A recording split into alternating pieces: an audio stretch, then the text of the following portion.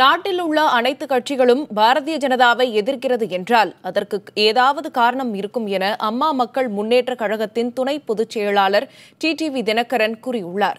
மத்திய அரசுக்கு எதிராக ஒய்எஸ்ஆர் காங்கிரஸ் மற்றும் தெலுங்கு தேசம் கட்சிகள் நம்பிக்கையில்லா தீர்மானம் கொண்டுவர உள்ளது தொடர்பாக சென்னையில் செய்தியாளர்கள் எழுப்பிய கேள்விக்கு அவர் இவ்வாறு பதிலளித்தார். இந்தியாவில் உள்ள அனைத்து கட்சிகளும் பாரதிய ஜனதா கட்சியை எதிர்க்குதுன்னா அதுக்கு ஏதோ காரணம் இருக்குது. இப்போ தெலுங்கு தேசம் தலைவரும் ஒரு இது சொல்லியிருக்காரு.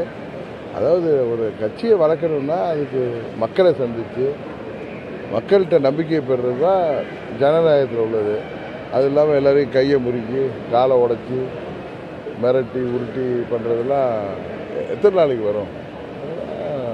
இது மாதிரி குறுக்கு வழியெலாம் என்றைக்கு நிற்காது. அது தமிழ்நாட்டில் எதுவும் பண்ண முடியாது.